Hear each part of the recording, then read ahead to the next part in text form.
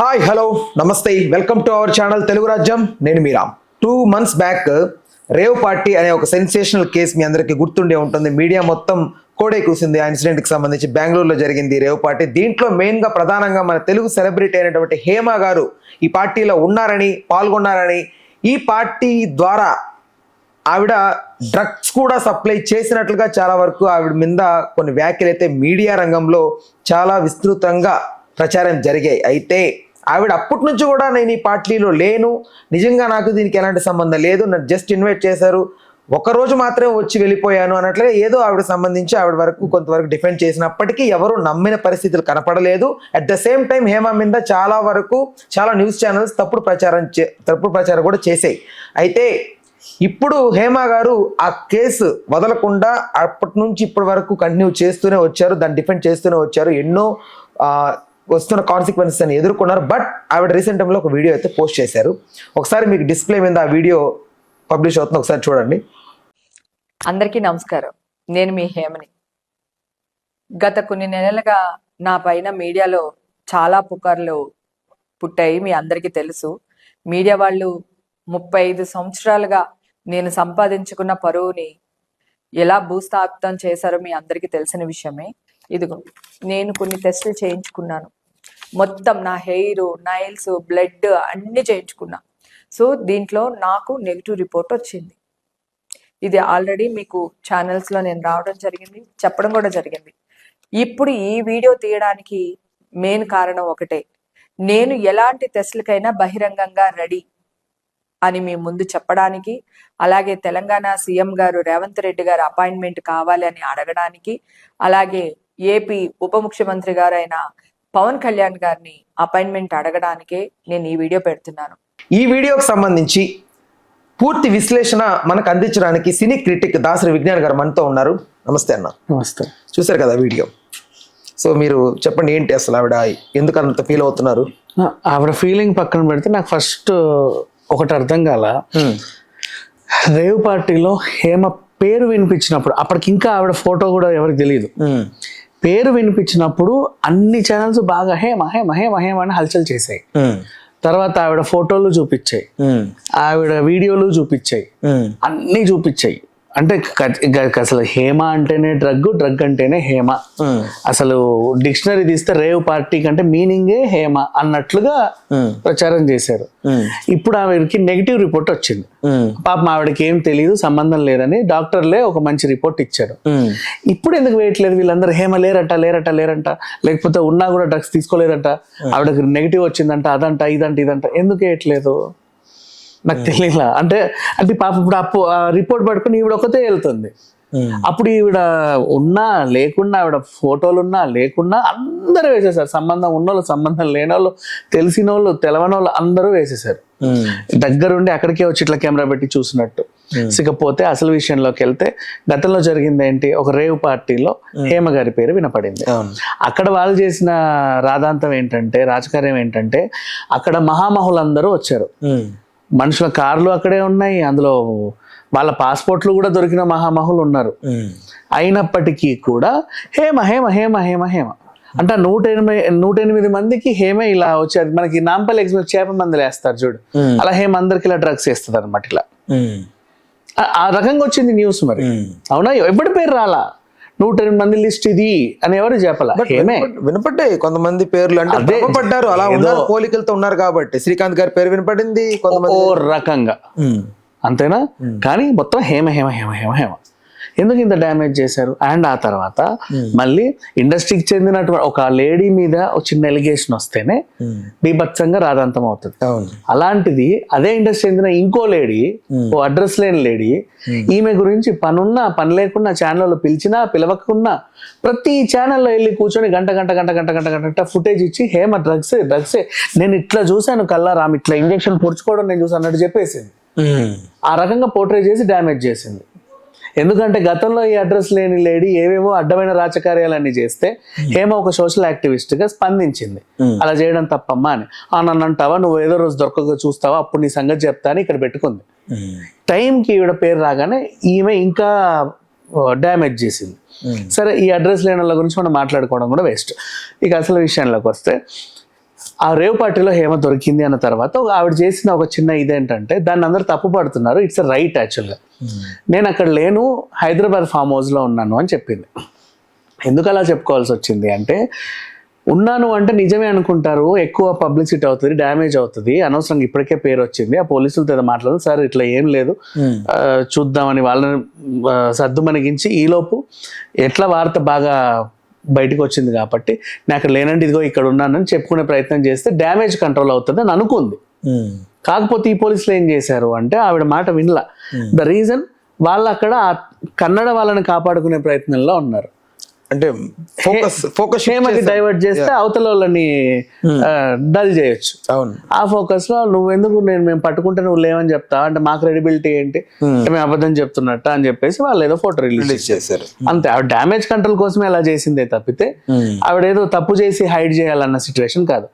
తర్వాత వీళ్ళు రామ్మ సంతకాలకి అని పిలిచారు, ఆమె టైంకి వెళ్ళాల, అందుకు వీళ్ళు వచ్చి పట్టుకెళ్లారు. ఎందుకు టైంకి వెళ్ళలేదు అంటే దానికి కూడా ఒక ఆన్సర్ ఉంది. అడుగు తీసి అడుగు బయట పెడితే మొహం మీదకి వచ్చేస్తున్నారు కెమెరాలు పట్టుకొని మైకులు పట్టుకొని, చెప్పు చెప్పు చెప్పు ఏం చెప్పు చెప్పు చెప్పు చెప్పు అని. సో ఆవిడ ఏంటంటే బయటకు రాలేని సిచ్యువేషన్, ఎయిర్పోర్ట్కి వెళ్ళలేని సిచ్యువేషన్, బస్ ఎక్కలేని సిచ్యువేషన్. సో అందుకని చెప్పలేసి రాలా, కొంచెం హైడ్లో ఉంది. దానికి కూడా వీళ్ళు కొంచెం రాదంతం చేస్తే సరే అయిపోయింది, ఏదో మొత్తానికి అయితే పట్టుకెళ్లారు. ఆ టైంలో మళ్ళీ మీడియా వచ్చింది. ఒరే గాడిదల్లారా, నన్ను ఇప్పుడు తీసుకెళ్తున్నారు వీళ్ళు, ఇప్పుడే నా యూరిన్ టెస్టో బ్లడ్ టెస్టో ముక్కు టెస్టో మూతి టెస్టో చేశారు, ఇంకా తర్వాత ఆ శాంపిల్స్ ఎప్పుడైతే బయటకు వస్తాయో అప్పుడు ఆ రిపోర్ట్ వస్తుంది, వీళ్ళే చెప్తారు మీకు ఏముంది ఏం లేదు అనేది. ఇప్పుడు చేస్తున్నారు నన్ను, మీరంతా ఎప్పుడో జరిగిపోయింది, ఆమెకు పాజిటివ్ వచ్చేసింది, ఆమె డ్రగ్స్ తీసేసుకుందని చెప్పి ప్రచారం చేశారు, చాలా తప్పు కదా అనుకుంటే వెళ్ళింది.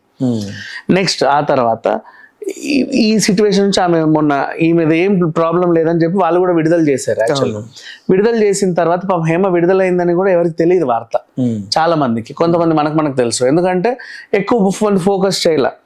సరే ఆమె విడుదలైన తర్వాత అయినా సరే ఆన్సర్ చెప్పుకోవాలి, వాళ్ళందరికీ పడ్డారు చెప్పండి చెప్పండి చెప్పండి చెప్పండి, చెప్పలేని పరిస్థితి. ఒకసారి ఈ కేసులు కోర్టులో ఉంది, దీని గురించి బయట మాట్లాడకూడదు. ఆ రోజు పార్టీ ఎలా జరిగింది, ఎవరెవరు వచ్చారు, ఏమేం చేశారు, నేను ఎన్ని గంటలకు వెళ్ళాను, నా తర్వాత పోలీసులు, ఈ సిచ్యువేషన్ చెప్పకూడదు బయట గురించి. సో అందుకు వాళ్ళకంటే ఒక ఇది ఉంది కాబట్టి ఆవిడ కోర్టులో కేసు నడుస్తుంది కాబట్టి చెప్పాల. ఇప్పుడు అదంతా అయిపోయిన తర్వాత ఇప్పుడు బయటకు వచ్చి చెప్తుంది.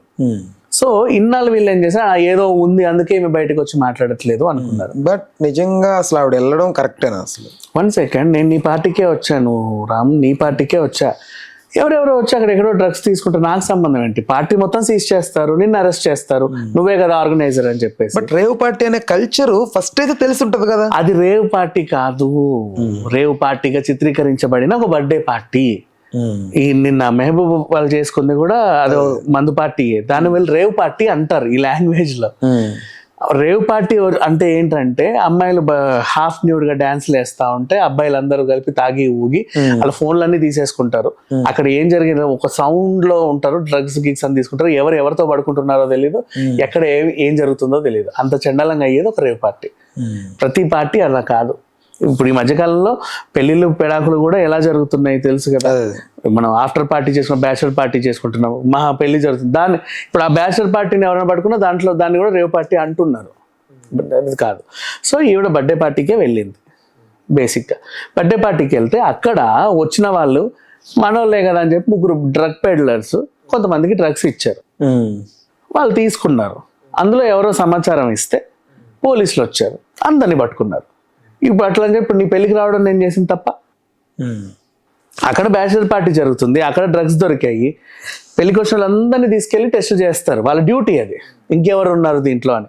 మేము వచ్చినప్పుడు నువ్వు ఇక్కడ ఉన్నావు, అక్కడ లేవు, మేము రాకముందు నువ్వు తీసుకొని ఇక్కడ రావచ్చు కదా, అట్లా టెస్ట్లు చేస్తారు. ఓవరాల్ గా హేమ గారు ఏం కోరుకుంటున్నారు, ఆవిడకి ఏంటి?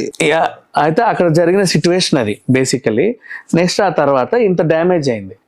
ఇప్పుడు వాళ్ళ మధ్యకాలంలో ఏంటంటే మీడియా వాళ్ళు ఫోన్ చేసి, ఏమండి నాకు ఇప్పుడు నెగిటివ్ వచ్చింది, ఏంటి పరిస్థితి, రండి మేడం ఇంటర్వ్యూకి రండి, మిమ్మల్ని మేము సెటిల్మెంట్ చేద్దాం. ఏం సెటిల్మెంట్ చేస్తావు? గతంలో నేను నీకు డ్యామేజ్ చేశా, నువ్వు వచ్చి నాకు ఇంటర్వ్యూ ఇచ్చావనుకో, అప్పుడు నేను చేసిన డ్యామేజ్ వీడియోలో 1-2 ఉంటాయి, అవి డిలీట్ చేసేస్తా, మీ ఇంటర్వ్యూ వేస్తా, అది మన సెటిల్మెంట్. నువ్వెవడు నన్ను డ్యామేజ్ చేయడానికి, నువ్వెవడు దాన్ని తీసేయడానికి, నీతో నేను ఎందుకు సెటిల్ చేసుకోవాలి? మీడియాకి మాత్రం లేదా జరుగుతున్నది చూపెట్టడం మీడియా హక్కు కదా. ఎగ్జాక్ట్లీ కరెక్టే. కానీ వీళ్ళు అడిగేది ఏంటంటే బాటర్ సిస్టమ్. నువ్వు నాకు ఇంటర్వ్యూ ఇవ్వు. వీళ్ళ ఆఫీస్లో ఎక్కడెక్కడ ఉంటాయి, ఆవిడ పాప అన్ని తిరగలేదు కదా కనీసం. అంటే వీళ్ళు డైరెక్ట్ గా తీసేయనట్లేదు, మీరు ఒకటి ఇవ్వండి నేను ఒకటి ఇస్తా అంటున్నారు. ఇంటర్వ్యూ ఇస్తే మాకు ఫుటేజ్ ఇస్తే ఆ పాత ఫుటేజ్లు తీసేస్తాం, బాటర్ సిస్టమ్ లో అడుగుతున్నారు.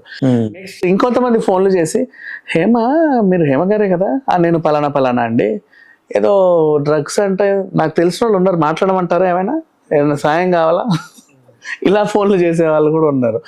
ఇవన్నీ చూసింది పాపం. ఇప్పుడు ఆవిడ బయటికి చెప్పింది, ఇది నా నెగిటివ్ రిపోర్ట్, నాకు ఏం సంబంధం లేదు, నేను జస్ట్ పార్టీ అటెండ్ అయ్యాను అంతే, మీరు నన్ను అనవసరంగా దీంట్లో ఇరికించకండి. బయటికి వెళ్ళలేకపోతున్నా, బయటికి వెళ్తే చాలా ఏదో ఉగ్రవాదిని తీవ్రవాదిని చూసినట్టు చేస్తున్నారు, నేను ఏదో తప్పు చేసినట్టు. ఇట్లా హేమ కాబట్టి స్ట్రాంగ్గా నిలబడగలిగింది. ఇంకొకరు అయితే అసలు అలా ఉండరు తెలుసా.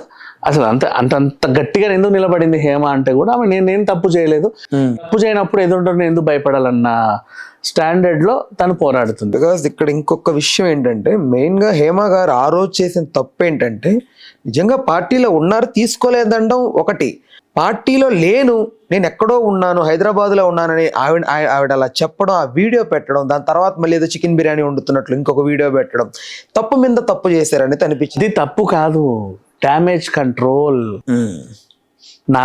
నా పేరు వినబడి అందరూ ఏదేదో మాట్లాడుతున్నారు, కనీసం నేను అక్కడ లేను అని చెప్తే 500 మందిలో 200 మంది 100 మంది అయినా ఓహో అంటారు కదా. ఆ మాత్రం డ్యామేజ్ కంట్రోల్ అయినా చాలు అనుకుంది అంతే, అంతమించి ఇంకేంలా. పడే వాళ్ళకే తెలుస్తుంది ఆ బాధలు, చూసే వాళ్ళకి తప్పుగా అనిపిస్తుంది, అది పడే వాళ్ళకి తెలుస్తుంది ఆ బాధ అనేది. ఇప్పుడు ఇంకా అసలు విషయానికి వెళ్తే, గతంలో మంచు విష్ణు గారు కూడా నేను హేమత్కి సపోర్ట్ చేస్తాననే పెద్ద ట్వీట్ పెట్టాడు. తర్వాత ఈ అడ్రస్ లేని ఆర్టిస్ట్ ఒకటి ఉందని చెప్పా కదా, ఆవిడ వెళ్ళి బాగా గొడవ చేసి ఆమెను సస్పెండ్ చేయండి అంటే వాళ్ళు సరే సస్పెండ్ అని ఏదో చిన్న మాట చెప్పారు. రూల్ ప్రకారంగా వాళ్ళు ఏం చేయాలి అంటే, ముందు నీకు షోకాజ్ నోటీసులు ఇస్తారు, ఏమ్మా నీ మీద ఒక ఎలిగేషన్ వచ్చింది, ఏంటి నువ్వు సమాధానం చెప్పు, లేదండి ఇది అది వాళ్ళు దాన్ని మళ్ళీ ఇంకొకసారి వెరిఫికేషన్ చేసుకుంటారు, నిజమా కాదా, ఈవిడ నిజం చెప్తుందా లేదా. వీళ్ళు సాటిస్ఫై అవ్వకపోతే సస్పెండ్ చేస్తారు, సాటిస్ఫై అయితే ఏమి చేయరు, యాక్షన్ తీసుకోరు. సో నాకు అసలు నోటీసులో ఇవ్వకుండా మీరు ఇలా పంపడం తప్పు అని చెప్పి ఇవిడ మళ్ళీ అప్లికేషన్ పెట్టింది. నాకు తెలిసి మంచు విష్ణు గారు రేపు ఎల్లుండి ఆవిడ కార్డు ఆవిడకే ఇచ్చేస్తారు, దాంట్లో ఏం చేంజెస్ ఉండవు, మళ్ళీ ఆవిడ సినిమాలు అయితే చేస్తుంది. బట్ ఇట్లా ఏంటంటే, ఒక అమ్మాయి మీద ఎప్పుడైనా సరే ఇట్లాంటి ఎలిగేషన్స్ వచ్చినప్పుడు తొందరగా స్ప్రెడ్ అయిపోతాయి. ఇప్పుడు తను ఏమనుకుంటుంది, రేవంత్ రెడ్డి గారిని కలుస్తాను నేను, అటు డిప్యూటీ సీఎం పవన్ కళ్యాణ్ కలుస్తాను, నా బాధ ఏంటో చెప్పుకుంటాను, ఏం చేయలేదు అని తెలిసినా కూడా నన్ను అందరూ ప్రతిరోజు వేలెత్తి చూపిస్తున్నారు, నాకు ఇది చాలా ఇదిగా ఉంది అని చెప్పుకునే ప్రయత్నం చేస్తా అంటుంది. మరి చూద్దాం ఆవిడ. బట్ ఇక్కడ ఇంకొక కన్క్లూజన్కి వచ్చే ముందు ఒక్కటి, హేమ గారు సొంత బ్రెయిన్ యూజ్ చేయకుండా ఇక్కడ ఇండస్ట్రీలో ఉన్న ఒక పెద్ద వ్యక్తి హేమ గారికి బ్యాక్ బోన్గా ఉండి, ఆ ఇన్సిడెంట్ టైంలో ప్రతి కదలిక ఆయన చెప్పినట్లుగానే హేమ గారు చేయడం ద్వారానే మరికొన్ని చిక్కుల్లో పడ్డారని కూడా కొంతమంది మాట్లాడుకున్నారు. బట్ ఇప్పుడు ఆవిడ మీడియాని అడిగే ముందు ఫస్ట్ ఆవిడ ఒకవేళ ఇన్ కేసు ఎవరు గైడ్లైన్స్లో అయినా గైడ్ అయి ఉంటే ఫస్ట్ వాళ్ళని కదా అడుగు ఉండాలి. ట్రూ, బట్ కాకపోతే ఏంటంటే ఇదంతా రూమర్సే కదా. అండ్ ఏ విషయమైనా సరే హేమ ఖరాఖండిగా చెప్పుకుంటారు. ఆవిడ ప్రతి ఆర్టిస్ట్ లైఫ్ పబ్లిక్ లైఫే, వాళ్ళ గురించి అందరికీ అన్నీ తెలుసు. ఆవిడ చెప్పుకుంటది ఉంటే కనుక, దాచుకునే మనస్తత్వం అయితే కాదు. దాచుకొని కూడా ఆవిడకి ప్రయోజనం ఏం లేదు, మహా అయితే నలుగురు ఏదన్నా అనుకుంటారేమో అంతే తప్పితే పెద్ద ప్రయోజనం లేదు. కాబట్టి తను హైడ్ అయ్యే పర్సన్ అయితే కాదు బేసిక్గా చెప్పాలంటే. ఇండస్ట్రీలో ఆమెతో పనిచేసిన ప్రతి ఒక్కరు చెప్తారు ఈ మాటలన్నీ, తెలియని వాళ్ళు 100 రకాలు మాట్లాడుకుంటారు. అదే చూద్దామన్నా. ఐ థింక్ ఇది ఎప్పుడు కాగుతుందో, ఇంకా ఆగినట్టు అనిపిస్తుందా మీకు? ఇది నెగిటివ్ వచ్చింది కాబట్టి ఇది ఇంకా అట్లా ఏం లేదు, దీనివల్ల అసలు ఒరిగేదే ఏమీ లేదు. హేమ గారు కూడా ఇప్పుడు వచ్చి మాట్లాడుకోవాల్సిన అవసరం లేదు. కాకపోతే ప్రాబ్లం ఏంటంటే, వీళ్ళు ఇప్పుడు నాకు నెగిటివ్ వచ్చిందని చెప్తే చాలా మంది అదేంటిది ఇంకో రకంగా దాన్ని పోర్ట్రే చేస్తున్నాడు. అయినా సరే మీడియా కూడా నిన్ను డ్యామేజే చేస్తాం కానీ నిన్ను మేము పాజిటివ్ చేయమని కూర్చుంటారు. ఇది పరిస్థితి. Okay, thanks for your time అన్న. Thanks for the input. Thank you. Right, please do subscribe to Telugu Rajyam channel. Please do subscribe to Telugu Rajyam channel. Please do subscribe to Telugu Rajyam channel. Hi అండి, నేను మీ ఆర్పీని, నెల్లూరు పెద్దారెడ్డి చేపల పులుసు ఓనర్ని. మీరు తెలుగు రాజ్యం అనే ఈ యూట్యూబ్ ఛానల్ సబ్స్క్రైబ్ చేసుకుని మంచి మంచి వీడియోలతో వస్తారు. Thank you so much. Hi people, I'm Sonakshi Verma and you please watch Telugu Rajam and please subscribe to the channel.